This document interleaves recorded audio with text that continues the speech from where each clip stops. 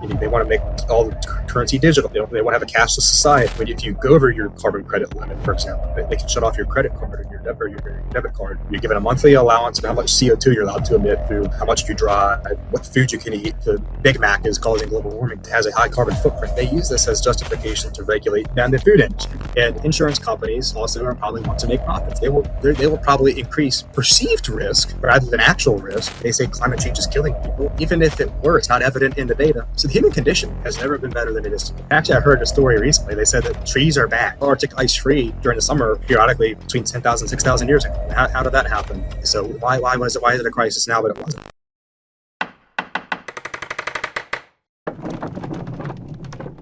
This rip of TFTC was brought to you by River. It's the best place to buy Bitcoin. Go to river.com/TFTC and enjoy this episode. And we're live. Chris Martz, welcome to the show. Big fan. Thanks for having me on. I'm happy we're able to do it. I was hoping we were going to be able to do it in person, but life gets in the way. We're doing it remotely. Like I was just saying, big fan of your work. Been following you on Twitter for a couple years, maybe a few years. I forget why I initially followed you. I think it was like to follow a storm or something a couple years ago. And you're a man after my own heart, a young youth on the front lines of fighting climate hysteria. This is a topic I've been very passionate about for years on this show, particularly because I work in the Bitcoin mining industry, and all the climate zealots attack Bitcoin mining for using too much energy and polluting the earth. And I thought it would be great to get you on as somebody who is fighting back against this nonsense. Not only that, but going through university to learn about meteorology and weather, particularly the climate. And so, like, with that in mind, like, how did you get into meteorology to start? And when did you begin to realize that a lot of the propaganda around climate change is just that, propaganda? Thanks for having me again, Mark. Marty, it's great to be here. What's interesting about this question, it's one of my favorite questions that people ask me, and it's an interesting story. So when I always wanted to be an engineer. That's what I wanted to do. And then I kind of when I took classes in high school, my teacher kind of turned me off from it. But I found interest in weather during the blizzard of 2016. It was on my birthday. We had like 36 inches of snow. And just before the blizzard, we had a record warm or near record warm December that year. It was December 2015. And I remember sitting in church on Christmas Eve for the candlelight service, and it was 75 degrees. And just from, I don't know, maybe it was the Christmas movies or just distorted perception of, my memory, what I thought was the case. I always thought it was cold and snowy around Christmas. And we never had mild Christmases like this before. And I kind of was a little concerned about it. And then, of course, I got the blizzard after that. And then we had Hurricane Harvey in 2017. We had a bad hurricane season, and I thought that was unprecedented. I was never really a climate activist. I was more of a casual. I kind of just went along with what I was told by mainstream climate scientists, mainstream media, based on what my teachers told me in K-12 education. And it wasn't until just some of these doomsday predictions weren't really adding up, and I decided to look more into it. And I came across a guy by the name of Joe Bastardi. He's a meteorologist. He's been a meteorologist for over 40 years, and he worked at AccuWeather for over 30 years, and he's now in the private sector. Joe Bastardi posts all sorts of weather history facts, hurricanes. He knows what hurricane happened on what date and what year. And he was giving me a perspective, as well as Tony Heller, on his YouTube channel, when I came across his channel and also his Twitter page. They gave me a perspective of extreme weather events and how it has been just as extreme in the past, if not more extreme in many cases, in terms of the weather than it is today. And once I realized that I wasn't being told the full story, it got the wheels turning in my mind. I became really interested in it. Why wasn't I being told the full truth? Why was the media leaving out certain statistics, or why were they cherry picking starting dates on graphs? And I began to start questioning some of the things I was told. And I became so passionate about it and interested, I decided to pursue a meteorology degree. And I'm a senior this year, so I'll be graduating in May. Congrats, grad. Thank you. What, in your mind, like a big fan of Tony Heller, Real Climate Science, his channel, is particularly fascinating because he does an incredible job of diving into how the data is manipulated. And I think starting there, like with the hysteria, the doomsday predictions, and all the numbers that are thrown at people. When you look into it, whether it's Tony Heller, who does a really good job, or I've had Steve Koonin on the show a couple of years ago now. At this point, you dive into the data and you realize it's being completely manipulated. And so let's educate the listeners who may not be aware of how the data is manipulated and how the manipulated data is weaponized against the public. So how do you want to attack this? Like what question would you ask me to kind of jump this? Well, there's a lot of routes we could go. Yeah, there's like 97 out of 100 climate scientists agree that we have cataclysmic climate change in front of us. And then there's just like the pure data manipulation of NOAA going back and either changing old data or manipulating old data up. And then another topic that I'm passionate about is the fact that we're collecting more data, particularly in city centers, which skews the data one way or another. So with all that in mind, I mean, there's many ways in which it's manipulated. So whatever you're most passionate about, maybe we start there and then. All right. I can probably touch on all of those things. I think starting with the 97% consensus is probably a good start. So you always hear this claim that 97% of experts agree. Well, the first question that somebody should, and this is invoked anytime you have a discussion with a climate change alarmist or climate change activist, they say, well, you're wrong because 97% of experts agree. So the first question that I would ask in return to that is, what is it that 97% of experts agree on? It's a very ambiguous statement. Do 97% of climate scientists, and I'm going to use that term broadly, do they agree that the Earth is warming? Yeah, probably 100% of them agree with that. I mean, that data shows that. That's a fact. The planet has been warming for the last several decades. Of course, if you go back tens of millions of years, the planet's been cooling, but it depends on what time scale you look at. Do 97% of experts agree, or over 95%, let's say 95%, do they agree that carbon dioxide emissions have increased? Well, yeah. Do they agree that mankind's fossil fuel combustion is the primary reason for that? Probably. But that 97% consensus does not tell you, if you use that statistic, it doesn't tell you how many scientists think climate change is a existential threat to humanity or life on Earth. It doesn't tell you, it doesn't mean that they all agree that warming is catastrophic. It just means that they agree that there is, at least in some capacity, global warming, and that there is an anthropogenic element to it, whether that's through fossil fuel combustion or urban heat island effects or land use change or a combination of all three. It's a very broad statement meant to put down debate and discourage it. But when you actually look at the nuts and bolts of this claim at 97, or sometimes they'll even say 99, or not 0.5% of experts agree. There's two studies that these come from. The 97% consensus statistic comes from comes from Cook et al. 2013. And that was published in the academic journal Environmental Research Letters. And in that study, they examined 11,944 climate abstracts. They looked at studies published between 1991 and 2011 over a 20-year period. And they read the abstract, just the very first part of the study, and they were all climate-related studies. And they looked at whether or not they endorsed anthropogenic global warming or not, or ascribed a cause to the warming over the last 100 years or 50 years. Now, 66.4% of those studies had no position whatsoever on the cause or causes of climate change. So they just discarded over half the studies from their analysis, and they looked at the studies that did take a position on climate change causes. And of those remaining papers, 97.1% of them endorsed human-caused global warming.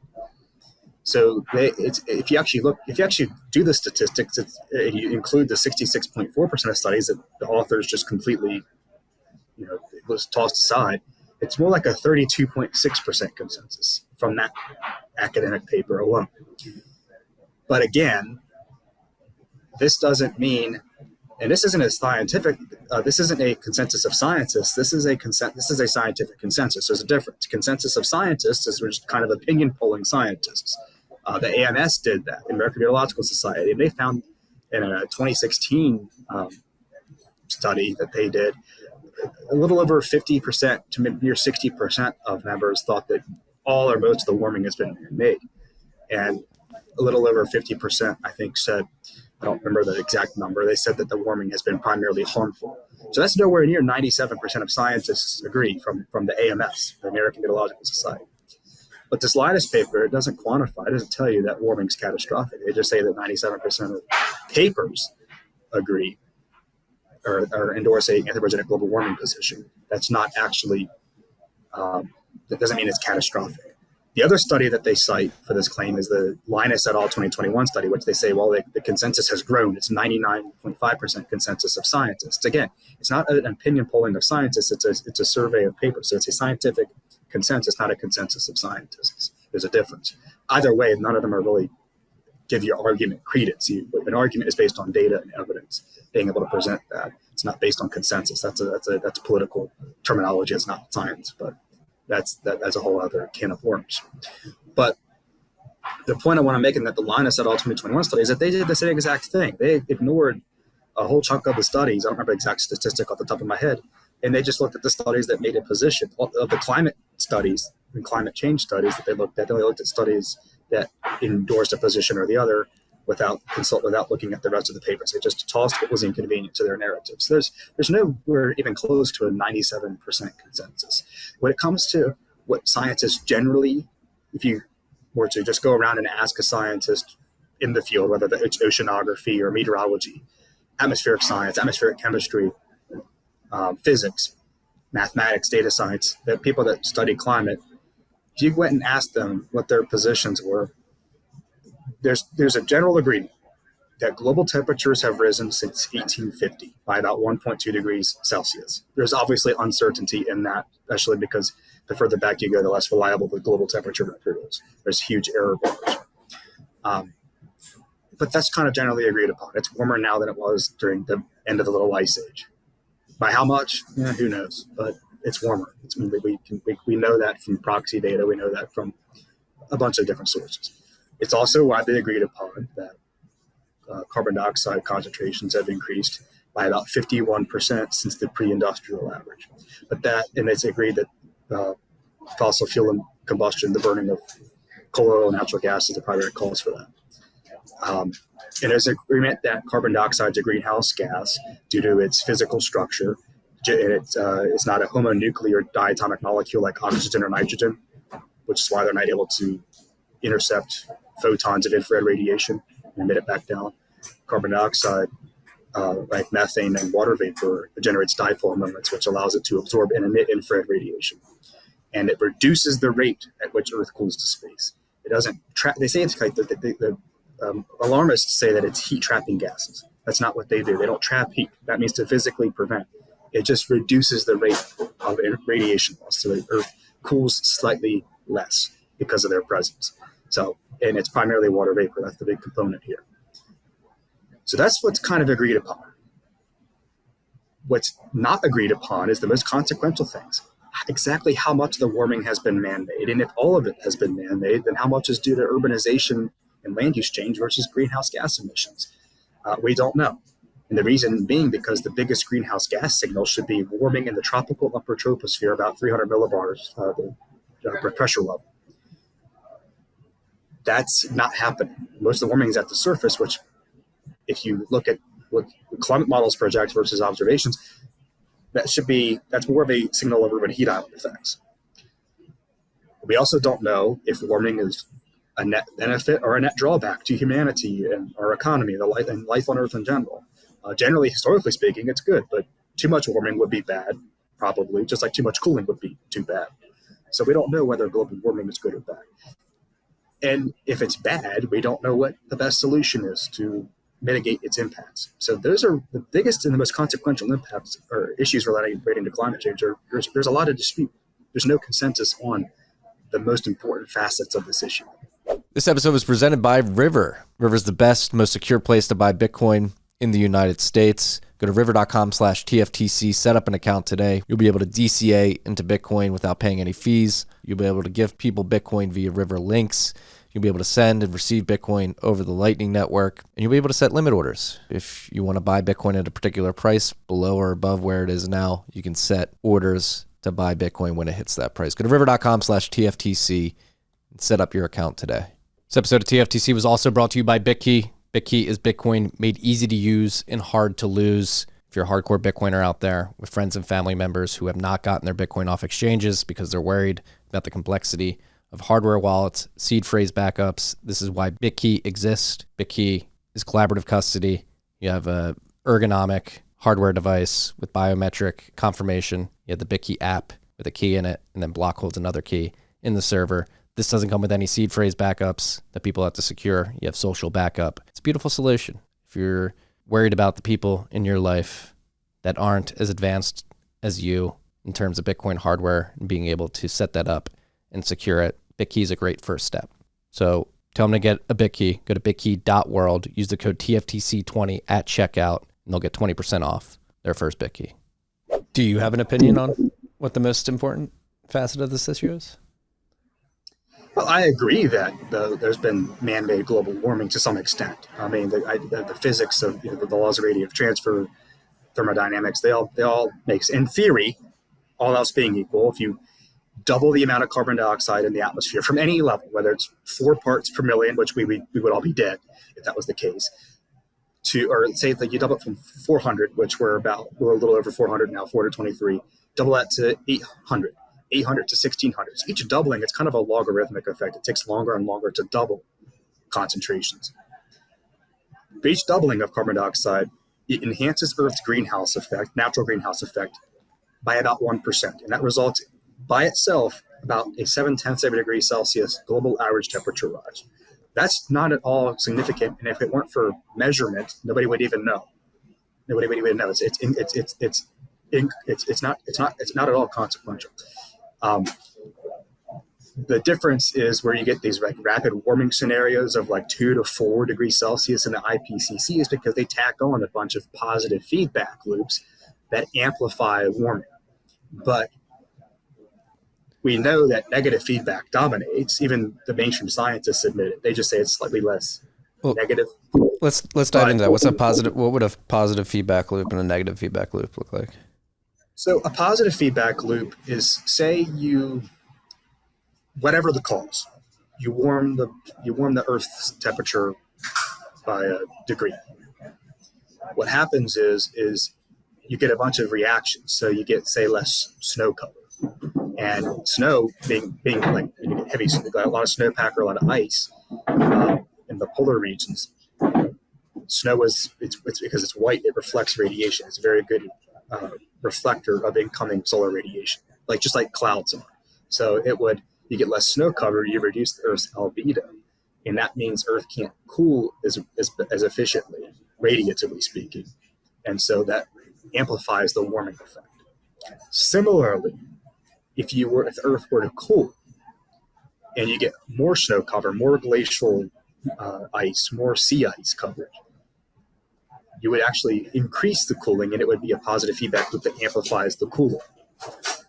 Negative feedback dampens effects. It kind of keeps Earth roughly around some sort of balance. The energy's budget's never in balance. There's always imbalances. This is the problem with climate change alarmists, that they think that the Earth's always in this delicate, balanced state. That's not the case. There's always energy imbalances, and that happens naturally without our input. But negative feedback dominates. If positive feedback dominated, Earth would have been a permanent hothouse or a ice box eons ago. Negative feedback dominates. So when you get a little temperature upward, a little rise in temperature, you get feedback mechanisms such as increased cloud cover, more evaporation, more cloud cover, and that reduces the incoming radiation from the sun. So you end up kind of trying to keep the temperature down instead of going up. And then the same thing can happen if you try and get the temperature down, you get positive feedback that, or not positive feedback, you get negative feedback that tries to reduce the cooling. So it keeps it around kind of a quasi-steady state for time periods on order of decadal. Even geological time periods. We've been through ice ages, we've been through glacial cycles.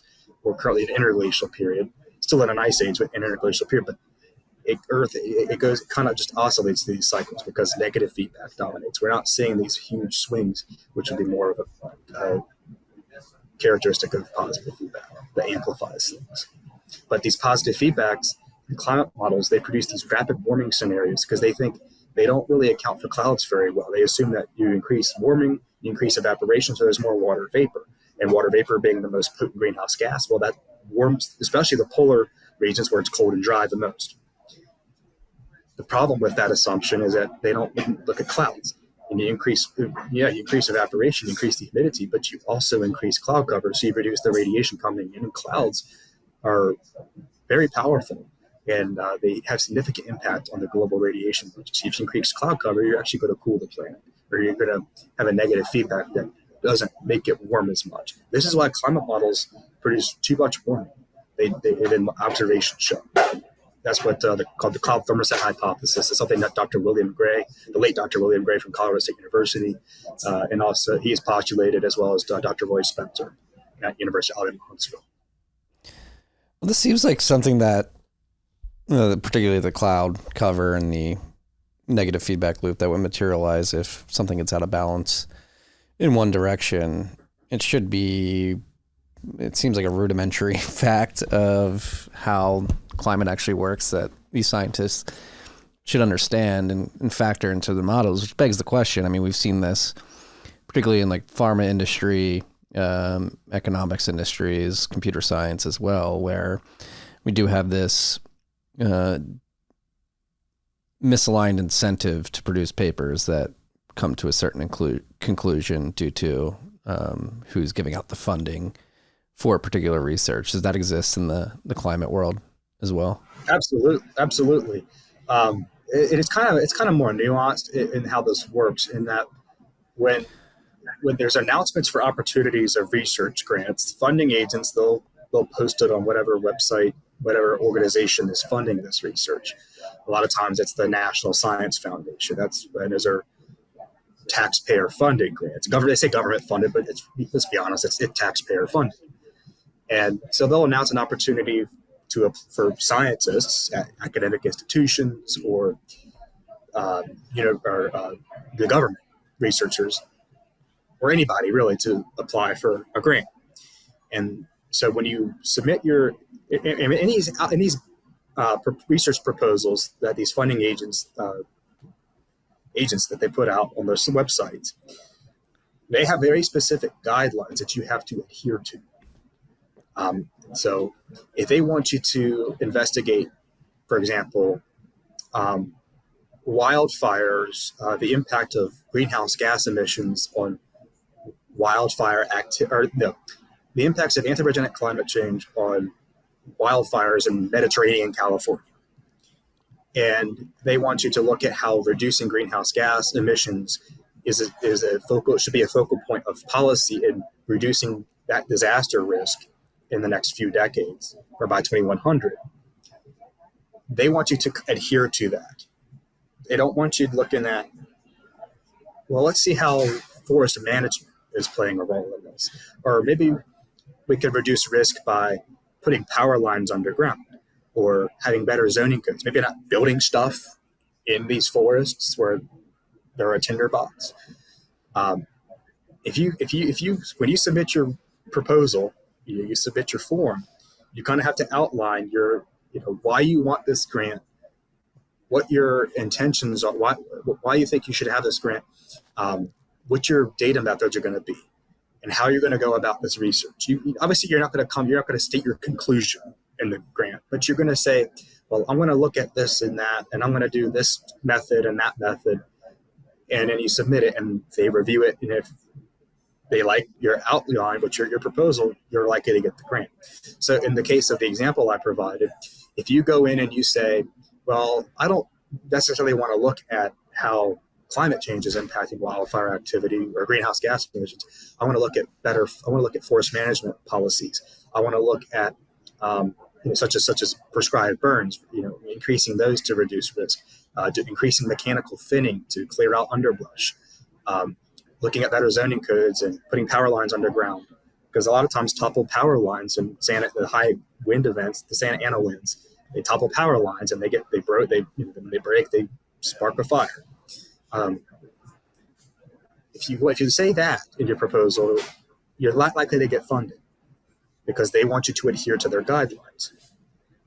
But if you state, on the other hand, well, okay, I'll look at what the importance of CO2 and reduce emissions and why fire risk is increasing because of that, then you're likely to be funded. That's how this whole thing works. And a lot of times, there's very little research proposals out there. A lot of climate research now focuses on conveying catastrophic harm to the planet. They want you to think that the world's ending. They want you, I'm exaggerating a little bit, but they want you to, climate research now focuses on impacts and primarily being negative. It doesn't focus on actually understanding what's going on, not the climate dynamics. There's some research that is conducted, but a lot of times it doesn't get published in the more prestigious academic journals like Nature or Science Magazine. It might be in some other open access journal, and not one of the esteemed ones. Yeah, no, it's thinking of like burn control, like Australia. What was it, 2 or 3 years ago, and they had those insane wildfires, and they tried to blame it on climate change, but it was like, no, you stopped allowing controlled burns to happen like a decade ago, and you let all this underbrush build up, and yeah, of course you're gonna have insane wildfires, and that's this. And it's happening in Canada too, as well, right? Yeah, it's happening primarily in the in Western Canada, northwestern Canada, in the Rockies and the mountains, in the forests out in just Western North America in general, California, Oregon, Washington, British Columbia, Alberta, all those states and provinces. That's a big problem. It's also a problem in Australia, as you mentioned. Now, this isn't the case everywhere. Actually, if you actually look at global wildfire burn acreage, there's been reconstructions that have been done going back the last few centuries. Even with the recent increases, which are due to poor forest management, the fact that we had fire suppression for so many decades actually has reduced fires to considerably from what they were in Western North America in the 1700s, 1800s, when we started adopting the fire suppression practices in the early 20th century. The U.S. Forest Service, the 100%, you snuff out every fire that you see. They actually reduced fires for a long period of time, but eventually that has allowed forests to become overgrown. And a lot of when it gets during the dry season, during the summer, in California, for example, that's their dry season, and it doesn't take much for that stuff to dry out every year, whether they're in drought or not. It's just always dry, and when you get this accumulation of fuel, especially small diameter 1 to 10 hour fuels that dry out very quickly when weather conditions change and be like on a dime, become highly flammable. And there's been a huge increase about the forest floor, and that is a significant component to why we've had increased fires, because there's just all this dead stuff that's dry and laying on the forest floor because it wasn't burned through prescribed burning like the Native Americans used to do. And we don't have mechanical thinning of the forest. They just let the forest become overgrown. This is a big problem. We see this again in Australia as well. But generally speaking, if you go look at a global picture, even though there's regional increases in North America, Australia, a few other places, overall global fire activity has actually declined over the last 30, 40 years from satellite records. There's several studies that discuss this. The Mediterranean, they're down significantly. Europe, they're down significantly. Asia, they're down significantly. We don't see nearly as much wildfire as we did. The Copernicus ECMWF, they have an assimilation system where they calculate. They use satellite data they've used it since 2003 to calculate the global fire radiative power And to do that, they look at the carbon dioxide emissions from wildfires. So higher CO2 emissions from fires generally means it has a very strong correlation with vegetation area burned. And last year was pretty high, but it wasn't the highest on record in the last 21 years. But it's actually declined quite significantly over the last 2 decades, believe it or not. Yeah. And they have the gall to say that it's increasing in intensity and frequency. Not only that, things like hurricanes, which I'm pretty sure have been falling in severity and frequency over the last century. I'm not sure about typhoons. Obviously, there's just a big one in Asia, but would you consider them overt lies, or are they manipulating statistics in their favor, data in their favor when it comes to this? I mean, this is a lot of stuff that like Tony Heller dives into. Yeah, well, a lot of the interesting thing about, and that's actually a good question.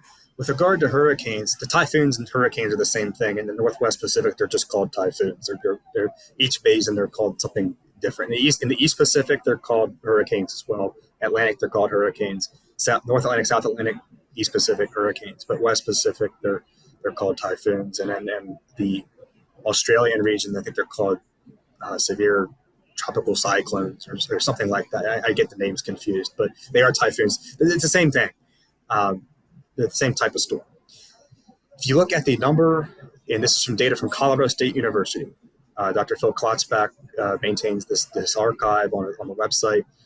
It's the Colorado State Department of Atmospheric Science. They have basin archives for each ocean basin going back to 1980. Now, her satellite era goes back to 1966, actually. But prior to 1980, there was limited coverage. It was spotty coverage in the southern hemisphere. And some of the intensity data estimated from cloud tops, the IR satellite images, all the beautiful colors you see. That's the IR, the temperature of the cloud tops. The browner, the redder it is, the higher the cloud tops are, the colder they are. They're usually more intense. The more convection, the more intense the hurricane. So you can kind of estimate hurricane intensity from those observations. But prior to 1980, it's kind of spotty in the southern hemisphere, especially in the South Pacific. So in the South Indian Ocean. So you can't really get a full global picture going back to 1966. So 1980 is when we have really good adequate satellite coverage of tropical cyclone activity across the entire world. And if you look at the actual annual number of hurricane strength tropical cyclones since 1980, they have actually declined significantly, statistically speaking, over the last 40 years. And in fact, they reached an all-time record low count globally in 2021. So there are more storms. Well, that's not happening. And you look at the number of major hurricanes, category 3 or higher on the Saffir-Simpson wind scale. If you look at the hurricane, the equivalents in the other basins to that, there's been no trend. There's been no increase in major hurricanes since 1980. This is all from the Colorado State University website. This was actually discussed in Nuts and Not All 2019, a study published in the American Meteorological Society Journal, and then you had Klotzbach et al. 2022, where they looked at this data since 1990, but because of consistent observational practices with microwave sensors for some of the more short-lived named storms and weaker systems, they came to the same conclusion as what I'm saying right here. Anybody watching can go look this up themselves. But the IPCC, where it gets to the deception of statistics, in AR6, the sixth scientific assessment report, IPCC AR6 WG1, the physical science basis, in chapter 11, where they discuss these changes in meteorological extremes, what they state is that the proportion of major hurricanes have increased in the last 30, 40 years. They state this, the way that they frame this is to be deceptive, to try and make you think that hurricanes are getting more extreme, but they're actually not. You actually look at the data, which I just showed you, but I just told you, the number of major hurricanes are going down, or number of hurricanes total are going down. The major ones are staying steady. So if you set it up as a ratio of hurricanes to major hurricanes, well, the ratio of major hurricanes is increasing, even though total hurricanes have gone down, major hurricanes have remained constant. So if you set it up as a proportion, you can frame it very in a very misleading way to suggest that hurricanes are becoming more intense. They're getting stronger because the proportion of major hurricanes has increased, but the actual number of them are not. The only reason that this trend exists is because total hurricanes are going down. Now, the other thing they say is that, well, hurricanes are rapidly intensifying, or rapid intensification is where a tropical cyclone's maximum sustained wind speed increases by at least 35 knots within, or 35, at least 30 knots within, or 35 miles an hour within at least 24 hours. And the number of rapid intensification events globally have not changed since 1990, according to Klotzbach et al. 2022. There was a record high in 2015. We had a very active typhoon season, so that was part of the reason for that. But overall, there's no trend in rapid intensification events in any basin. Yeah. I was not aware of that proportion, and that is a classic manipulation of data to push a narrative. How much of this do you think is due to the fact that we just have better data around this, and the fact that we're more connected than we ever have been as a human society? We can actually see things that were maybe imperceptible to people in different parts of the world just decades ago.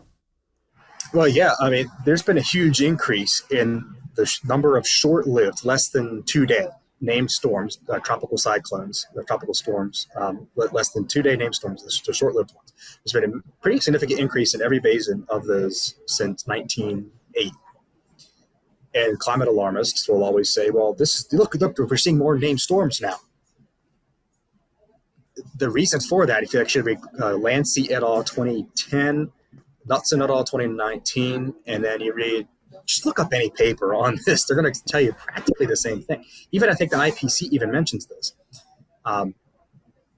There's been improved microwave sensors and satellite equipped to satellites in the last few decades. So we're able to actually detect wind speeds and measure them better. We have more aircraft reconnaissance missions where you get the dropsons, like the hurricane hunters. They fly into the hurricanes and they drop these radio, kind of like radiosondes on weather balloons, but they're dropsons. They drop them into the hurricane to measure wind speeds and stuff.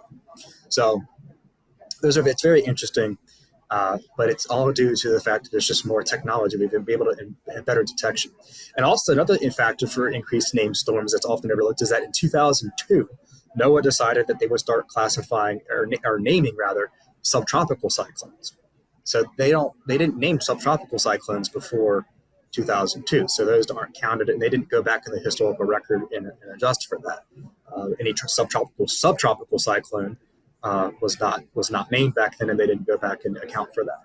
So they've always named tropical cyclones. Since 1950, in the late 40s, around 1950, but they don't, even before then. They still count tropical cyclones. They don't count subtropical. So that also has factored in a kind of a step function increase in the number of these events. And you look at the Atlantic Ocean basin, the North Atlantic, we have hurricane records going back to 1851.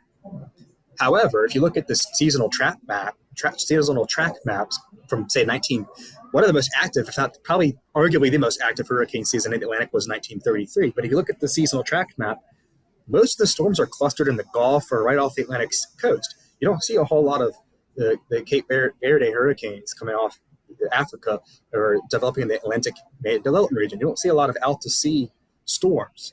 You just see a lot of close-to-land tracks, and a lot of them, but there was no satellites. And in any storm that didn't pass by the quote-unquote ship-based observation network, it would have been missed in the historical record because nobody saw it. So prior to satellite data, we missed a lot of storms. But if you go back, if you look at the actual number of U.S. hurricane landfalls, this is a great metric. If you look at the number of U.S. hurricane landfalls, they've actually decreased over the last 175 years, slightly. So the decrease in hurricane strike fraction with the increase in the number of hurricanes and named storms in the Atlantic over that same period just shows that we didn't have, we were able to detect the ones that were out to sea that were missed by ships or didn't hit land. And so Lancey et al., or Vecchi et al. 2021, which is co-authored by National Hurricane Center scientist Dr. Chris Lancey, who I am an acquaintance with. In this study, they homogenized hurricane counts going back to 1851. And if you account for those changes in observing platforms, rather, there's no trend. there's no trend in hurricane counts, and maybe even a slight decrease because of the decrease in U.S. hurricane strike fraction. But they're getting worse, and they're going to destroy the planet. And then the other thing too, like I come from an economics background, and the other data that they love to cite is the cumulative like dollar damage that's done, and they completely neglect the fact that these urban environments have been built up over the course of decades in the paths of a lot of these major hurricanes, whether that's New Orleans, Miami, any other coastal city in the U.S. And they say, look at all the economic damage. It's going up. Insurance rates are going up. It's like, well, yes, because you've built large urban environments in the paths of a lot of these hurricanes. Yeah, exactly. And I love, that's my favorite thing. And this kind of ties into the presidential debate last night, where they always have the climate change question. And Vice President Harris was asked about climate change. Now, thankfully, Trump didn't answer the question. They went on some other rambling because Trump, he's great with a lot of things, foreign policy, sure, economics, sure, but his science is very weak. And I think his intentions are probably in the right place, but he needs to be better informed with the statistics. And he said, clean air, clean water. We got to have clean water, right? Clean water. To my Trump impression. And yes, I agree with that, but that's not really climate related. That's more environmental. If he was equipped with like me or some other, or Steve Koonin is a great example. Somebody like that, or Will Happer or Tony Heller or Roy Spence, Judith Curry, any one of these people could give him the stats on that. I think he'd be better prepared to answer a question. So thankfully, he didn't have time to answer that question. They just kind of went on. But Harris regurgitated that, as we mentioned, the insurance industry propaganda. Well, we're seeing more insured losses, and we have to raise insurance premiums on our homeowners policies, monthly deductibles. This is obviously evidence of climate change. I love this argument from climate alarmists, because they think that the oil industry, the oil executives are evil and they're for profit and they're intentionally destroying the planet because they want to make record profits. They're in control of the gas prices, so they want to increase their profits and at the expense of your dollar, making you suffer. But so they claim that corporations are evil, and all of a sudden, in these big companies, and all of a sudden they're in bed with the insurance industry. They think the insurance industry is holier than thou, and that they have no incentive to want to raise premiums. Now, in a lot of cases, insurance companies, especially the smaller ones, have had to cancel homeowners insurance policies in certain states because of the fact that they're losing money. But that's due to a number of factors, such as inflation being and the cost of repairs. Your house gets damaged by a fallen tree from a severe windstorm, or you get storm surge damage from flooding from a hurricane, or you get hail damage on your solar farm, like we saw at that facility down in Texas and near Houston back in March, I think it was, March or April. Yeah, if I'm an insurance company, I don't want to pay for that. It's going to cost me more. I'm going to be losing money, especially with the cost of repairing these things going up due to inflation. We also have increased, especially on the coastlines, we have increased coastal assets. We have more stuff that's in Mother Nature's path. A Category 5 hurricane hitting Miami Beach in 1926, we had a Cat 4 in 1926, actually. It was very devastating. And if you actually adjust for normalized damage, adjust for CPI, and you adjust for changes in exposure due to displacement of wealth in the path, actually 1926 Miami hurricane is the costliest in U.S. history. But my point is that a Category 5 hurricane or 4 or 5 hurricane hitting Miami in the 1920s would be less devastating economically and with loss of life. Well, maybe not loss of life, but definitely economically, than a Category 2 or 3 hurricane hitting Miami today, because there's just more stuff to destroy. The plains, just more stuff in the path of tornadoes. Tornadoes aren't getting more frequent or severe. In fact, the number of violent tornadoes are down 50% since 1954, when near real-time observing practices began in the Storm Prediction Center database. We just more stuff to destroy. It's not climate change.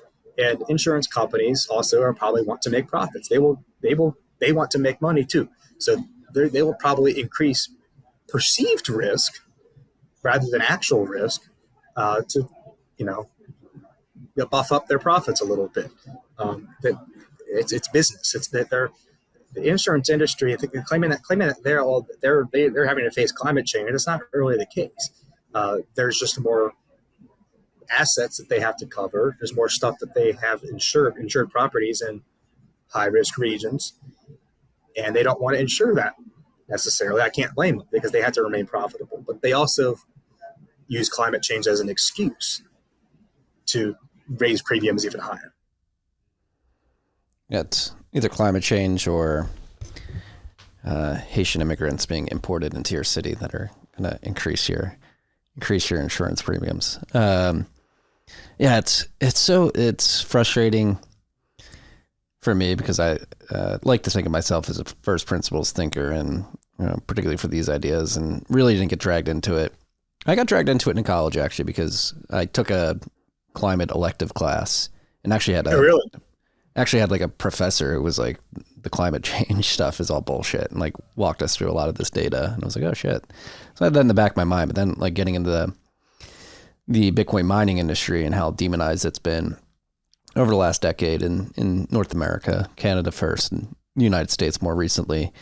It's just insane how confidently ignorant people talk about this stuff. And when it comes to the concept of cataclysmic climate change broadly, everybody is speaking out of their ass if you actually dive into the data and the intricacies and understand how data is being manipulated and emotions are being catered to. And it is having a detrimental effect on the global economy, not just here in the United States. I mean, Germany is the perfect example. They fell hook, line, and sinker for this at the turn of the century and wound down all their coal and nuclear power plants in favor of wind and solar. And now they're basically in a severe position of weakness as the war between Ukraine and Russia continues. And their politicians are positioning like they're doing something virtuous and good at the end of the day, but one can make a very strong argument that it's actually the exact opposite. What they're doing is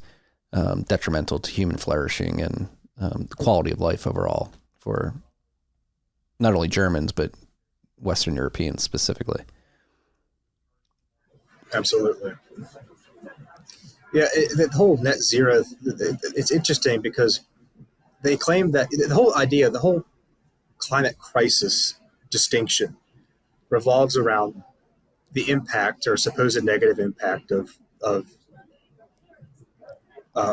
man-made climate change on humans, on human civilization. And I'm trying to think my thoughts here. The whole definition, the whole premise of the climate crisis revolves around there being negative impacts to society and the overall state of human welfare. But if you look at the data, I mean, the human condition has never been better than it is today, in spite of warming, or maybe in part, in some cases, because of it. Global crop yields are at all-time record highs since the data began since data collection began in 1961. They've been at all-time record highs in the last 5-10 years, and they claim that climate change is harming crops, is causing widespread crop failures and famine. But where is it?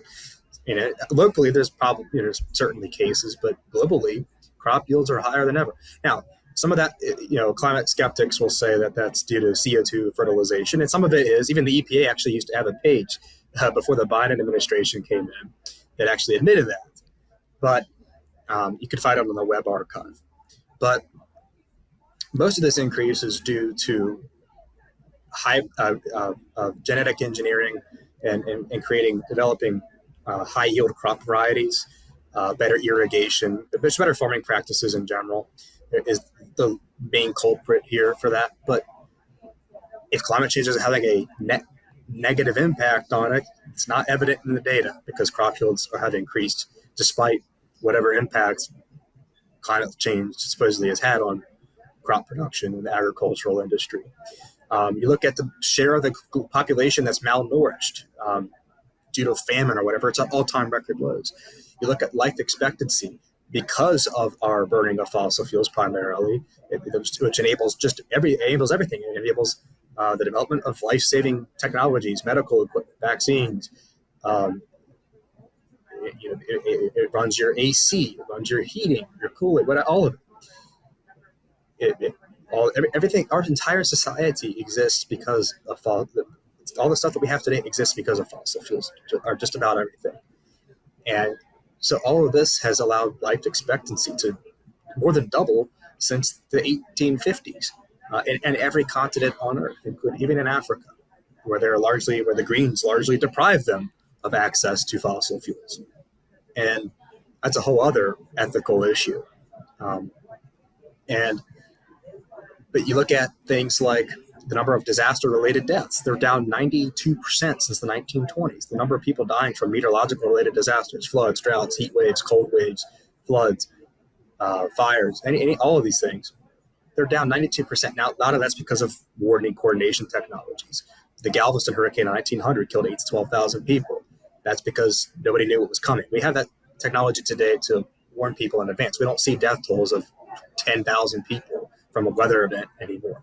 We might see a few hundred, at worst 1,000, maybe over in China or Japan, or somewhere where that gets hit by a devastating typhoon, where there's really a high concentrated population, you might see death tolls occasionally top 1,000 for some of these events.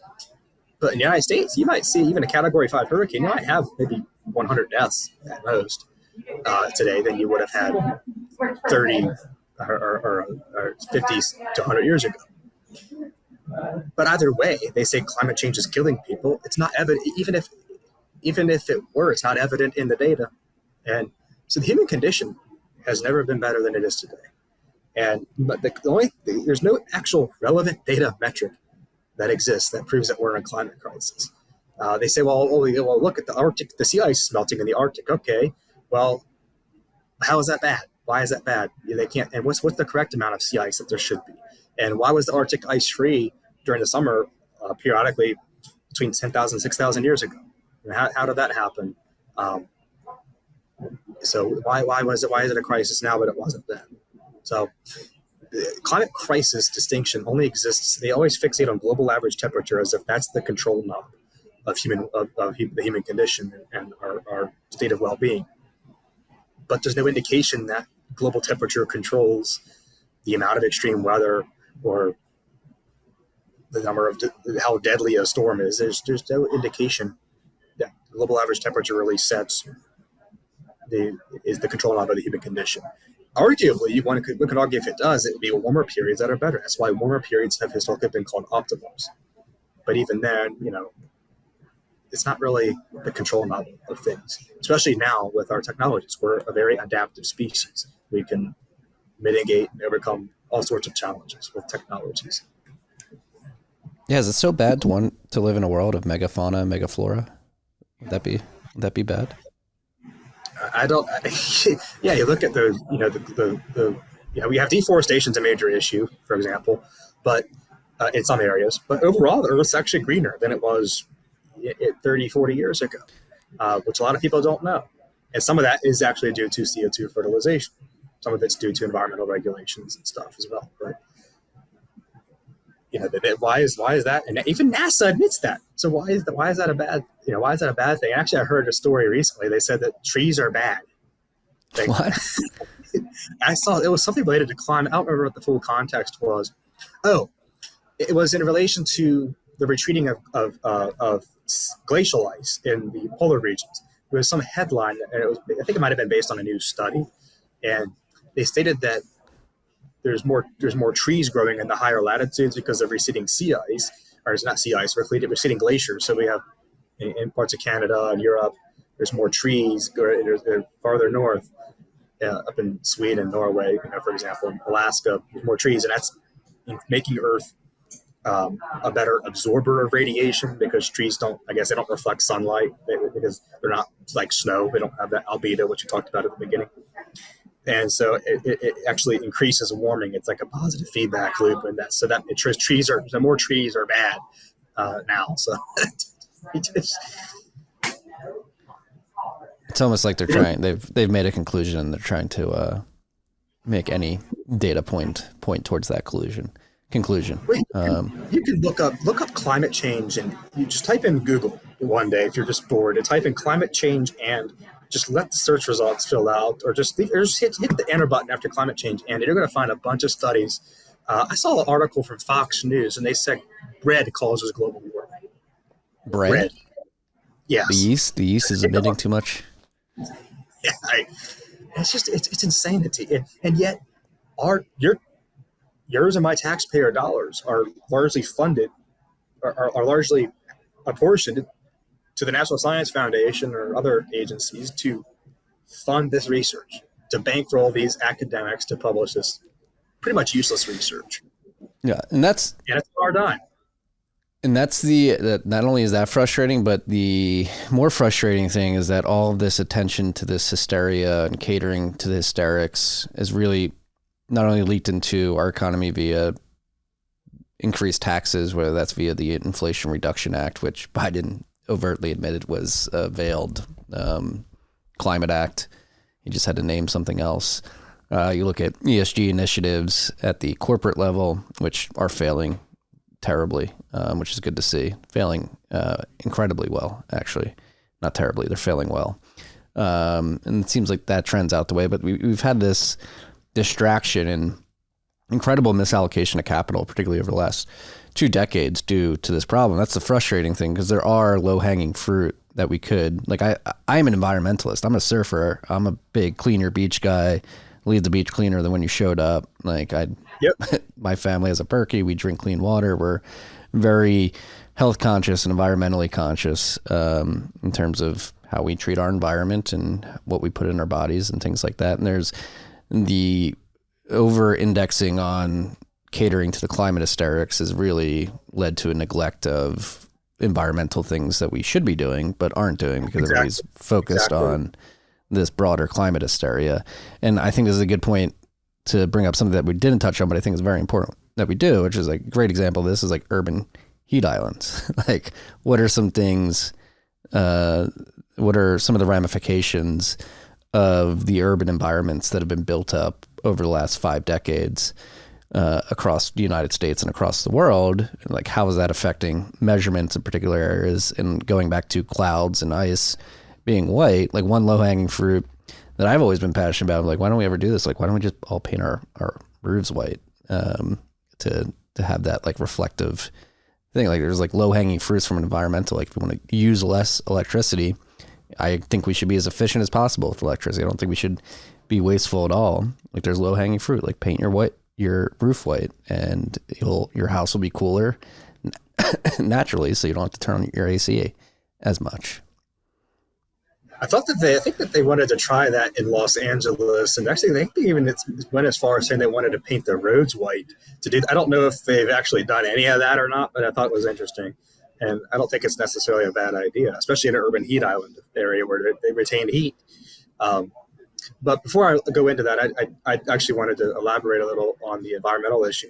Yeah, I mean, a lot of this hysteria over climate, that's where most of the taxpayer dollar, the research fund goes into, is climate research and publishing a lot of these just pretty much useless studies it's not going to advance science by any measure. These people just seek notoriety and fame, and they want to keep their career. You look at a lot of these people, these scientists. There's no really climate science. The whole in a climate science degree is a new construct. Most of the big, well-known climate scientists out there, they don't have degrees in climate science. They have degrees in meteorology. They might have degrees in physics. It's usually physics or mathematics, mathematicians who were unable to find work in their own fields. And they just were not, either somebody was far smarter than they were, or they couldn't advance in mathematics and physics. So they go, let's go to climate science because it uses physics and it uses math. So a lot of subpar physicists and subpar mathematicians have come into climate science, which historically was a field dominated by geologists and meteorologists. You also see people in data science. Now, climate's a multifaceted issue. It involves a lot of interactions between the Earth system and the atmosphere. It involves components of chemistry and biology and math and data science. It involves all of those things. So you can't just have a climate scientist. You have to have people from all sorts of backgrounds. But it's always funny when you talk to a climate alarmist, like, you're not a climate scientist. Well, most climate scientists are climate scientists by trade. Dr. William Happer is a physicist, but they claim that he's not credible. Even though he was a science advisor to Presidents Trump, Bush, H.W. Bush, and then Clinton, until Al Gore had him fired. But Will Happer is a well-known physicist, and he's in recent years focused on climate during his more retired years, a later career. But before that, he was primarily focused on physics. But other scientists have, Michael Mann, for example, at UPenn, he's a geologist, a mathematician, and a physicist by trade. He has all sorts of degrees. I mean, because kudos to him for doing that education. But Michael Mann is like he is a face of climate science. He is the face of climate science, and he's treated as an authority on it. And I will give him this, rightfully should be, because he's had a lot of research published. And yes, he's known for the hockey stick graph, but he's been successful, and I got to hand it to him. But he's no more qualified to speak about climate change than Dr. William Happer or Dr. Steve Koonin. Both of them are physicists as well. But because they don't go with the strident messaging, they're not considered climate scientists by the activist crowd. But what I wanted to touch on, back to your point about urban heat island effects. Really switching gears here. This is a major problem. I mean, when we first started the observational network of temperature monitoring, the COOP stations, which are now integrated into the NOAA United States or NOAA Global Historical Climatology Network daily data set, the GHC&D stations. These stations were propped up randomly at random towns across the United States and the world as well, but primarily concentrated in the U.S. Most of the data is. They were just there to provide weather information. They weren't supposed to be used for climate monitoring because they're not spatially distributed evenly. And over time, some of these stations have they've had the city built up around them. Some of them were moved to airports, and then eventually the city had grown around the airport, like Las Vegas and Phoenix, for example. Washington, D.C. is another great example. And you look at that, and that has significant impacts because most of our temperature data comes from airport stations that were moved to airports. Now, the reason they were moved to airports in the 1920s, 30s, and 40s is because pilots and air traffic controllers needed real-time weather information on site to have safe landings and safe takeoffs, as well as to divert flights. Hey, the weather conditions here are not ideal for landing. You might want to circle around for a little bit or land at this airport instead. Than if weather conditions were unfavorable. So they needed real-time weather information. That's why they were moved to airports. These stations were never intended to serve as a network for monitoring global climate. Yet that's what they have become. And because of this, there's a whole host of issues. The computer models try and do a spatial area-weighted mean to account for where they do interpolation where there's missing data, and that's largely guesswork at best. And once you're outside the United States, this becomes a major, major problem. There's practically no data in South America prior to World War II. There's no data in Africa. Even Africa lacks data today on this. There's no data in Antarctica prior to the 1940s. There's barely any data in the Arctic for any time period. You got a few stations in southern Greenland, a few stations in northern Alaska and Russia, there in Siberia, but and maybe in Norway, Sweden, Finland. But there's very few stations in a lot of the regions. And so they just use computer models to kind of guess what the temperature is in a lot of places. And even another big problem is that a lot of station counts have dropped. A lot of stations have ceased operation. NOAA still reports data for those stations, but they mark that box with an E for estimated. So they don't actually have measurements from a lot of stations, even in the United States. There's been a significant drop in station coverage since the 1990s for the long-term measuring sites. So where those sites are ghost stations, NOAA still reports data, but they just fill it in with an E for estimated because they use computer models to just guess what the temperature was. And if you're off by a degree or two, that has significant impacts. This happens at a lot of stations, and you have a warm bias to it, which tends to be the case, you're going to get an artificial warming trend. And they also NOAA also adjusts the data for the supposed time of observation bias, and I've seen conflicting things on that. I see legitimate reasons for it, and I also see why it's suspicious. Essentially, the time of observation bias is what happens with that is when, if say you take the temperature measurement once per day at 3 p.m. and you look at the maximum temperature on the min-max thermometer, and you look at it at say 3 p.m. one day and it's 95 degrees, and then you reset it. Well, say the cold front comes through at 6 p.m. and the temperature falls to 45 degrees by the next day. Well, you go out at 3 p.m. again, maybe the temperature might have only got to 60, but the thermometer will read 95 degrees because you reset it at 3 p.m. rather than before you went to bed. So, and if you do the opposite in the morning, you have the same effects, but it actually induces a cooling bias for overnight lows. But NOAA also mandated that people measure prior to the 1970s, and they changed to more automated weather stations rather than min-max thermometers. NOAA mandated that they had to report once at 3 p.m. And the hottest point of the day. Yeah, well, the min-max thermometer actually registers the temperature. It actually registers, it locks in what the high so if you go out if you reset the thermometer 7 a.m. and it's at 45 degrees, and you go out in the afternoon and it's you go out at say 9 a.m. and it's 54 degrees. The thermometer will read 54, but say at 10 a.m. it drops to 53. The max thermometer will still say, there's two thermometers. It's a min-max thermometer. They measure the daily maximum and minimum, so you don't have to monitor it every hour. So it locks in what the high temperature was. So if it goes down, the temperature goes down to say 53, it's still going to register 54 until the temperature goes up again. So then it goes to 55, and then it locks in. So if you go away for a few hours, you can come back and say, oh, that was the high temperature for that 24-hour period.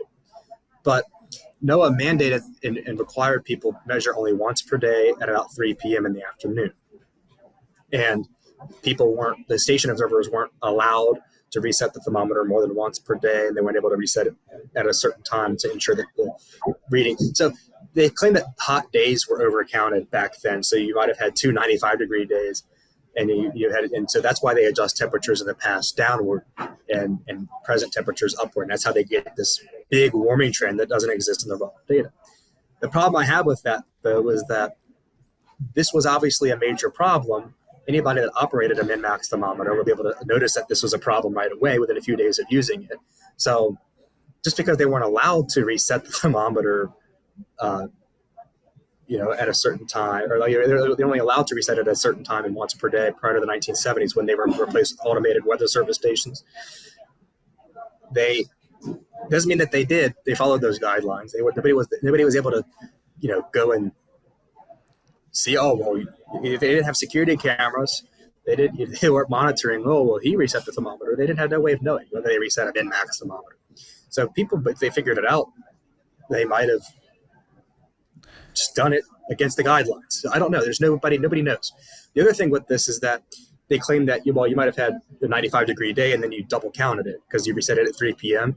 But you didn't. But the temperature the next day was only up to 65, but you reset it at 3 p.m. and it still registered 95 degrees for the high because you reset it in the afternoon rather than in the morning as well. The problem with that is that if you actually look at individual state, and I've done a lot of this for just my own analyses, if you actually look at an individual weather station, you look at this, you pull up the monthly data for the daily maximum and daily minimum, seldom will you ever see 2 back-to-back 95-degree days. To me, that indicates that the station operators knew what they were doing, and maybe they didn't necessarily follow NOAA guidelines. I don't know. And I see both cases for why you need those adjustments. It's a legitimate concern, but I'm not convinced it was actually a problem. This sounds completely stupid to me. Like, and it's probably because I'm ignorant and don't know. Like, why can't they just have these thermometers like every 5 minutes send temperature data? Like, why do you have to do? Well, back before the 1970s, they didn't have the ability to do this. Yeah. They had just mercury and glass thermometers. Now we have automated weather stations, so it does send data like it's either every, I don't know what it is, whether it's every 5 minutes or not. Okay. The station at my university is every 5 minutes we provide observations. But some of the NOAA ones maybe only report an hour. I don't know. So you're talking about what it was like decades ago. Yeah, decades ago. Yes, they had mercury in glass min max thermometers. There were two side by side, and you had to reset them. So it would record the daily minimum, and it would lock in what the minimum temperature was. So even if the temperature changed, it would still show you what the minimum was. Same thing with the high. But the problem is that if you had just looking at the maximum temperature, which is the bigger concern here, if you reset it at if it reached 95 degrees, say on this afternoon, and the maximum thermometer recorded it registered 95 degrees. If you go out and reset the thermometer and this is back in the old days, at 3 p.m. and you go about your day, the max thermometer will probably read 95 degrees for the next 24-hour observation period for the following day, which is not accurate, especially if you have a cold front come through and it drops the temperature by 30 degrees. You go out at 3 p.m. the next day, let's say the maximum for tomorrow's day, so if you tomorrow at 3 p.m. on Monday, you flip it off and on, it's going to be 95 degrees. Then you get a 3 p.m. the next day, you have this cold front, like the max, and it drops to 70 degrees. Like even though, but you still have a 95 degree reading. Yep. Yeah, and so like 12 a.m. Tuesday to 3 p.m. The max high is probably something like 75, and it doesn't register that. Yeah, it registers too high because you reset it before the cold front came through. So a lot of these things, it is a legitimate concern. And so that's the reason that they claim that they need to adjust the data down in the past, that you get this larger warming trend. But I'm not necessarily convinced. I haven't seen enough compelling evidence to suggest that this was actually, even though NOAA required people and we were allowed to only do it at 3 p.m. once per day, or in the morning. You could do it in the morning or you could do it in the evening. I think you could either do it at like 7 a.m. or 3. You could just do it once per day at one time or the other. I don't quote me on that, but I'm pretty sure that's what the mandate was. But that doesn't mean they actually followed those guidelines, because in 1930 they didn't have security cameras to make sure that you're using the equipment properly. But any station observer that has an IQ higher than a turn-up would understand that, okay, this is a problem. And maybe, NOAA tells me that I'm not allowed to reset the thermometer twice per day, but I'm going to do it anyway. So again, we don't know what people did. So it's largely just an assumption, but if it were a real problem, then it would justify why they adjust the past down and then make the present more. But the problem with this pairwise homogenization is that it tries to eliminate urban heat island effects, but it doesn't really do a good job at that. And they try to account for station moves, because if you move a station, a change in elevation can make a big difference in what the temperature is, because typically temperature decreases. So there's a lot of problems with this entire temperature network long term, especially on a worldwide basis. So you have to have huge error bars in your global temperature data sets, and they don't do that. Yes, is the Earth overall warmer than it was? Probably even in the 1930s, yes. But again, there's a huge range of uncertainty. And they just make these arbitrary adjustments. Their documentation is not well documented. You start asking questions about it, like, oh, why did you adjust this temperature down this much for that month for that station, and you only did it for this amount for the next month? It's a very, and then you start asking for details on it. And people at like NASA GISS, NASA GIS, Goddard Institute for Space Studies, they get kind of angry when you start pressing about that. Now, I'm not accusing them of anything, but what they're doing could be certainly legitimate and necessary. But I just find it suspicious that they don't really want to answer questions when you press them. Well, that begs the question: do you think they have an agenda? You think this is pure hubris, people just being like, I'm the scientist here, what I say goes, or do you think there is an agenda? Because if you look at the ramifications of the propaganda around cataclysmic climate change, as we discussed briefly earlier, it does have material effects on what humans are allowed to do in terms of building energy infrastructure, certain types of combustion engines in cars. Now you have like LEED certification with housing. There's talk of taking natural gas stoves out of houses in California and apartment buildings in New York. Like, this has real effects on quality of life and access to goods and services throughout the economy. And I've been of the purview that they don't really care about the climate at the end of the day. They need to force this data and fearmonger people into acting a certain way so that they can control them more granularly. Energy is the most important tool that we use in the world, allows us to be more productive. And if you decrease the quality of the energy utilization tools that people can use, then you can more easily control them. And then conversations about carbon credits and social credit scores and central bank digital currencies, and you can see how it could all fit together, where they're able to fearmonger and cater to people's emotions to get them to do certain things, then cattle herd them into this dystopian digital future, and then have more control over what humans can do. Yeah, I think that you mentioned earlier that about how you're an environmentalist, right?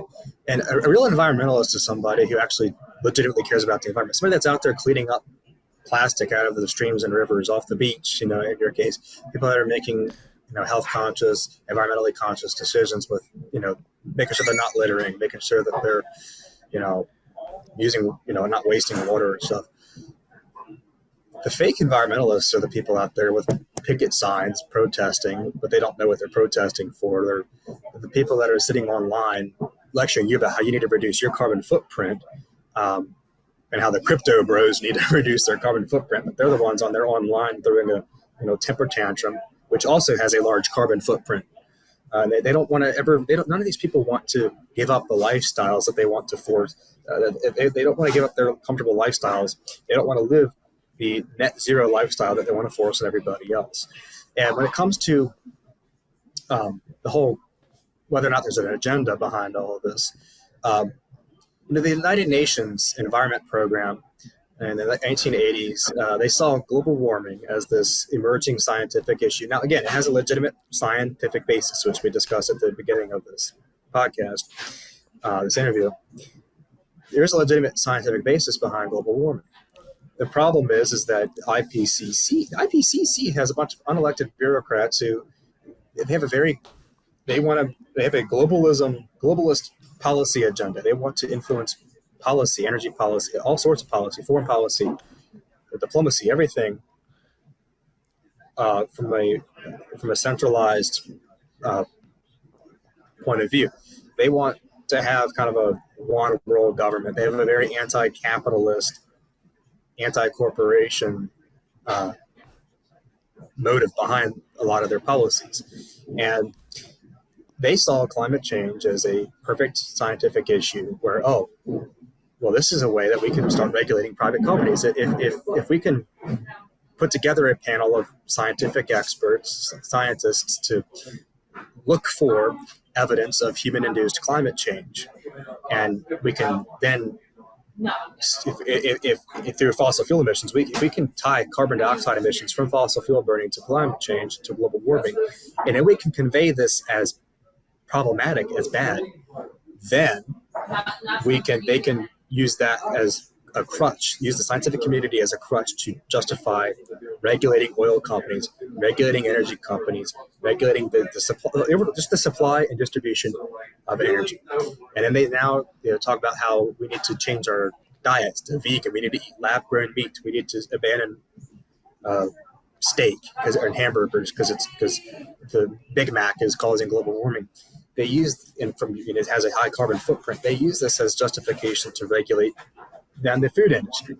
They want to have government control over private corporations, private enterprises. They don't want individual liberty, individual personal choice. They want government regulated energy. They can tell you how much energy you can use. It's a part of the whole carbon credit system that they want to implement. You're given a monthly allowance for how much CO2 you're allowed to emit through how much you drive, or where you can drive, how much you can travel by airplane, what food you can eat. I mean, in Canada, in parts of Canada, I think they even tax you on like food. They have a carbon tax on food, like pizza, and it's just a way to regulate you. So if you go over that, if you have a carbon credit system, you go over your monthly allowance, then you can buy more carbon credits, and you can pollute more, quote unquote. And it's a way to, and if you don't buy more, then they want to make all the currency digital. They want to have a cashless society, so that if you go over your carbon credit limit, for example, then you can't, and you don't buy more credits, you don't pay the government money. Hey, I sinned. I had a carbon sin. Give me some credits. I'll pay you to forgive my carbon sins. Then they can use that as they can shut off your credit card and your debit card. They shut off any financial transactions, so you can't purchase anything. They want to control the type of stove you can have in your house, the type of your refrigerator, heat pump. They want to control. They want to get rid of hot water heaters. Just saw an article on that. They want to regulate. They want to micromanage everything about your life. So the United Nations, this is their entire agenda. They're a globalist organization. That's their purpose. And they saw climate change as a way to kind of jog the policy cart along. If we can tie the observed warming trend somehow to carbon dioxide emissions, then we can regulate energy, and then that gives us control over everything else, over everybody.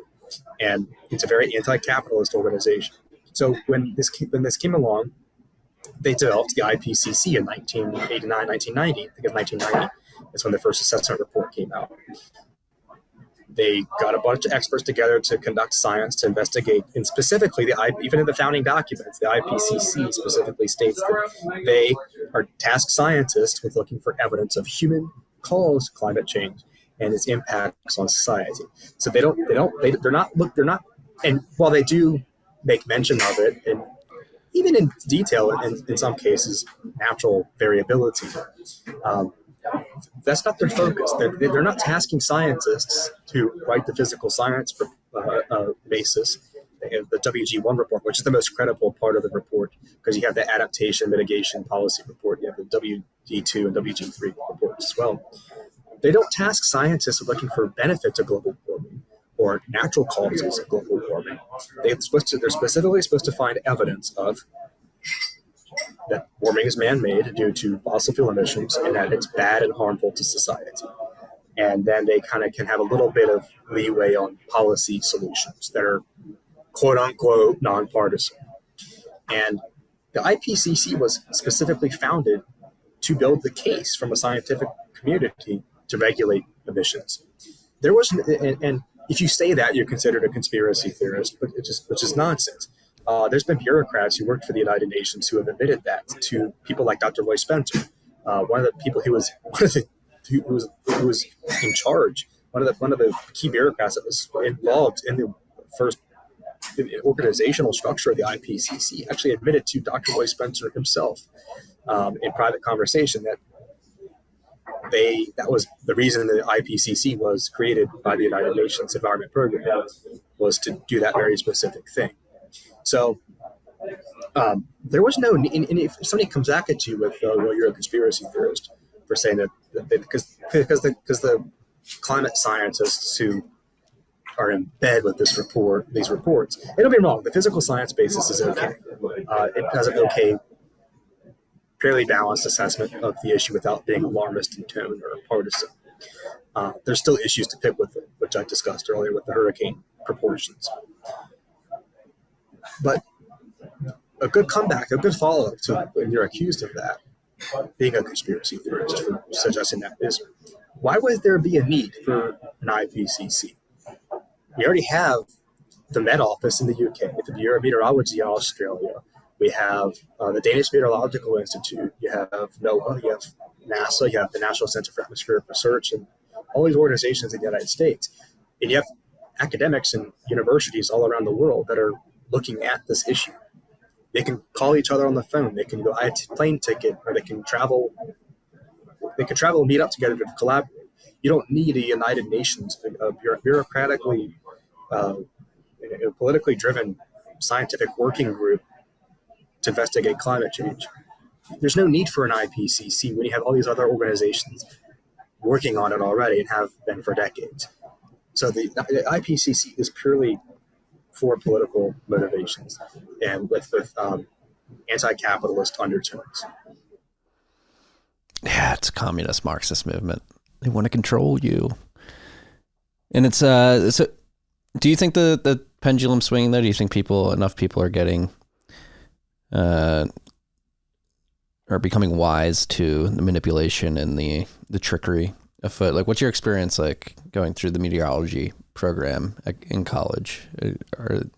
So I studied economics in college, and I was indoctrinated with the Keynesian view of the world later. I mean, not later, but I knew enough about the Austrian view to sort of check what I was being taught versus what I believed to be true. Is that a similar experience in climate-related degrees these days for you? Thankfully, in my atmospheric science program, there's not a whole lot of discussion around climate change. And my professors that I have do not necessarily agree with me on everything. Some of them don't agree with me on just about anything that I say regarding the issue. Some of them probably agree with some things I say or don't agree, but none of them are really engaged in cancel culture. They understand that my position that I have is scientifically defensible, and they understand that I back my statements up with evidence and data, and that I'm not just talking out of my rear. And there's been attacks from outside that are trying to get me kicked out of the program. But my professors value freedom of speech, and they have been, most of them have been a safe haven for me, and they've defended my right to free speech, and they encourage rigorous but civil scientific debate and dialogue. But because it's a meteorology program, we're more focused on just the weather and weather forecasting and the dynamics that govern the atmosphere, which is critical to climate by extension. We don't focus as much on climate. It's not a climate-focused degree. It's more weather-focused degree. But you can't understand climate if you don't understand the weather. I think that's the first part. And then you also have to understand the oceans. That's why oceanography, taking courses in that, which I wish I had done, is also essential. So that is one regret I have about my college experience, is that I didn't have time, or I just didn't take oceanography courses, because that's also very important. Then you have the geology aspects and stuff. As far as the student body goes, a lot of the students agree with what I say, in private. Some still like my posts on social media, but a lot of them agree with me. Not all of them do, but for the most part, everybody's just kind of civil about it, where we find other stuff to talk about. It's actually, I don't know how it is at other universities. I'm sure it's worse, but where I go, it's actually been pretty, it's been actually, for the most part, a smooth ride, with me being an outspoken voice that doesn't toe the line of some of the mainstream narrative aspects of the issue. Another thing I want to point out is that,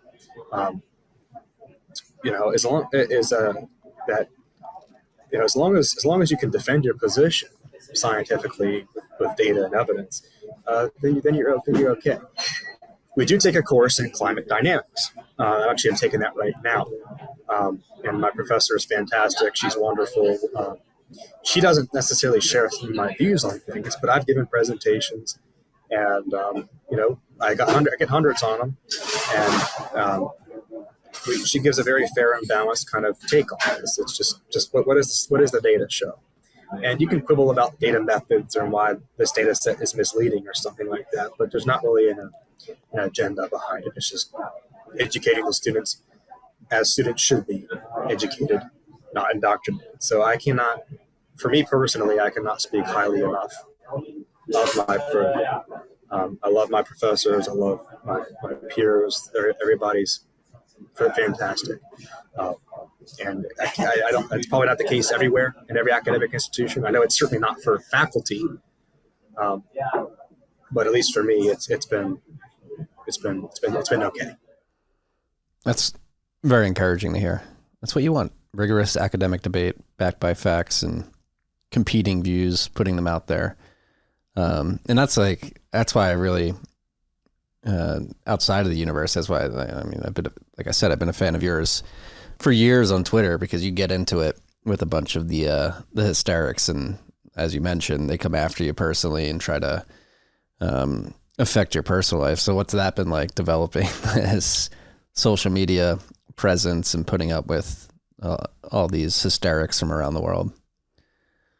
I have a lot of people that there's certain individuals out there who have a weird obsession with me. I don't know what it is. It's like they are determined to bring me down, but I'm not worried about them. I'm not worried about my career. I'm not worried about anything. I have everything lined up that I need to once I graduate, and in a lot of cases, it's a better job than you could probably get in a lot of traditional meteorology field. I always told people, people they expect me, that the people that hate me, they want me to, they think that in order to have a legitimate job, I need to go into academia, or I need to go into the government, or operational forecasting somewhere. But not everybody who goes through meteorology does that. Some of my friends, one of my buddies is still working at Walmart. He's just having a hard time finding a job. I know people that are becoming pilots, that have graduated with meteorology degrees, so they're becoming air traffic controllers. They're doing aviation stuff. They're not necessarily doing meteorology, or they're not doing the traditional meteorology job. I told people, in my followers a long time ago, that I wanted to do something. I wanted to stand out. I wanted to do my own thing, because you cannot be a leader if you are a follower and you're doing what everybody else is doing. I've taken a lot of risks doing being outspoken the way I am, but I've been able to build up a platform where I'm kind of immune from, being kind of, I guess, quote unquote, canceled. I because I have such a large following, I've cultivated a large fan base. I get a lot of interview requests, a lot of media coverage, in the Blaze. Sometimes I actually have an article for the Daily Wire I'm writing coming out soon. And prominent, I got celebrities even that follow me, Larry the Cable Guy and Dean Cain.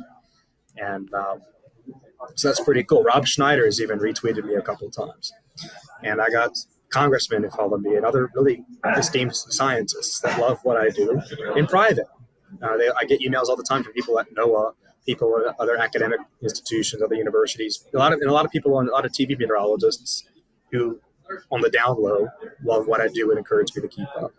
And while I might have I certainly shut doors on some traditional meteorology jobs, I want to do what I want to do. I want to do things my way and my way only. And I want to be able to be a leader and carve my own path. I don't want to do what everybody. I don't want to be a cookie cutter. So you can criticize me and say that I won't have a legitimate job in meteorology, but I don't care. What I'm doing will probably be a better paying job than most of the field. And I'll have fun doing what I'm doing now with that, but, getting paid full time for it. And the people that I work with, that I've done my internship with, which is the full-time job offer, it's a great working environment. I love everybody. We're fantastic. We have fun. It's not actually, it's just an extension of what I do for my free time, basically, but you get paid to do it. And so I'm not worried about blowback from people in the outside world. They can hate me all they want, but I'm not going to be liked by everybody. I don't seek to be liked by everybody. I have 82,000 people on Twitter who love what I do, and 17,000 people on Facebook who love what I do. And to me, it's the fans and what their input that matters more to me than my critics. Just like in the music industry, the music critics, the credentialed music critics, are always trying to bring upcoming and even established artists down for the music that they put out. They say, well, you can't put out that music, or that music's not, in a case like Travis Tritt, country music icon Travis Tritt, he was considered too outlaw country for the 90s, but he did things his way and his way only, which is advice Waylon Jennings gave him. And he carved his own path, ended up having many, many hits and won a lot of awards, and is still pretty relevant today. It's by touring standards and social media presence. And people told him, the critics told him, that you can't do this outlaw country, you don't fit in, but he carved his own path. People tell me that I would never go to college, that I would never be accepted into a program, that I would never graduate, that I'd never find a job. And yet, time and time again, my critics are being proven wrong. So I like doing things my way, and I don't care what my haters say. To me, it's my fans that I've cultivated. Their input matters more to me. And I'm not going to stop doing what I'm doing just because somebody hates me online. Yeah. That's the way to do it. Be a leader, not a follower. That's the one line my mom beat into our heads growing up. And that's the thing. You'll find the followers, or that's what the critics are typically, is followers who are a bit personally pissed off that they didn't have the courage to lead, and they got to drag the leaders down that they see having success. Exactly. And that's a good advice that your mom gave you. That's really much the best advice you can give someone. I tell the freshman meteorology majors that come into my program that they say, "What's the best advice?" I say, "Should I get involved with this club or that club?" I said, "Yeah, you should do that. But if you want to really stand out, do your own thing." Oh. And so what is your own thing post graduation? Do you know yet, or? I have this organization. I did an internship with them. CFACT, Committee for Constructive Tomorrow. Mark Morano he's a really well-known guy. He's kind of our key media person. And I got a full-time job offer with them. And basically, we're sort of like Greenpeace, but we actually take the environment seriously. And we actually advocate for preserving the natural world as it is and not littering it with solar and wind farms. We're fans of nuclear power. We want to see more nuclear power because that's a great clean energy source. That's essentially, quote unquote, carbon free. And so we advocate for those solutions, and we advocate for free market solutions, less government control over our lives. And they like my data analysis, and so they want me to come on board full time. I might decide to pursue grad school first, but we'll cross that bridge when we get there. I don't know what I'm doing yet, 100%, but right out of college. But we'll figure it out. And several other organizations have asked me, they want me for similar things. Several prominent organizations that want me, to do very similar things. So we'll see what happens, but that's kind of my goals right now. But nothing set in stone just yet.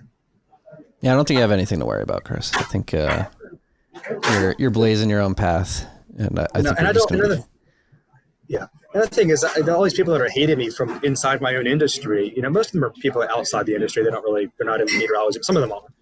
Why would I want to work with people who hate me? I'll go where I'm needed and where I can be effective and have fun while doing it. So I'm not concerned. Yeah. The haters are going to hate, and they can hate. I'm still going to be here living rent free in their heads. Yeah. Well, keep having fun, because it's bringing a lot of fun to my life too. I love your takes on the squabbles that you get into. You have to be. I tell people that you have to go on the offense. Yep. You cannot. People every time skeptics or lukewarmers or whoever, people in Team Reality take defense. They box themselves into a corner, kind of like Trump did last night on the debate. He just boxed himself into a corner, let him get under their skin. If you fight fire with fire and you go back at them and mock them and laugh at them for just their dumb arguments, then you make them madder than a midget in a yo-yo contest. Playing offense is how you win. And that's the messaging that I want to give out to people that are on our side, that are on Team Reality. Play offense. Yeah, no, that's it was funny because my foray into the Bitcoin mining industry was off-grid oil and gas mining. We did flare mitigation on upstream oil and gas well pads, and it was funny straying into that industry just because they had cheap energy to mine Bitcoin with, and getting to know people in the oil and gas industry. They were dejected after decades of getting beaten down by climate hysterics, ESG mandates, and what have you. And that's something we've been fighting. I mean, Bitcoiners, I've been in Bitcoin for 11 years now, and we're trying to replace the reserve currency of the world with this crazy digital internet money. So we've been getting made fun of and cast aside for almost 2 decades now. And I think that's one thing we were able to bring to the oil and gas industry, Great American Mining specifically, was like, we've been through this. When it comes to Bitcoin versus fiat or gold, whatever, you got to own the frame. Do not work within the frame that these hysterics put in front of you, whether they're fiat hysterics or climate hysterics, like own the frame. Energy is good. We need to be as energy efficient as possible. The world is not going to end because the weather's changing or it's getting hotter. As you mentioned, could be a good thing for us.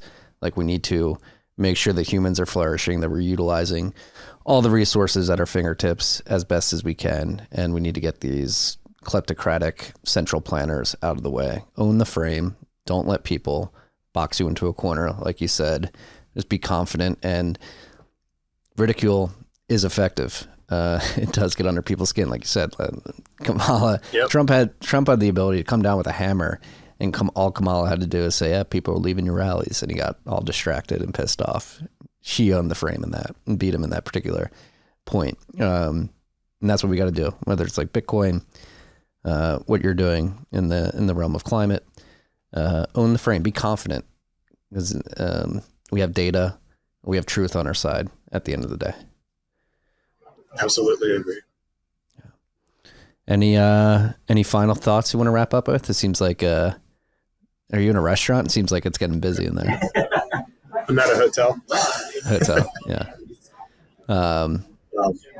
I just, if you're listening and you want to follow me on my Twitter page, it's Chris Martz WX, and you can find me there. That's where I usually post.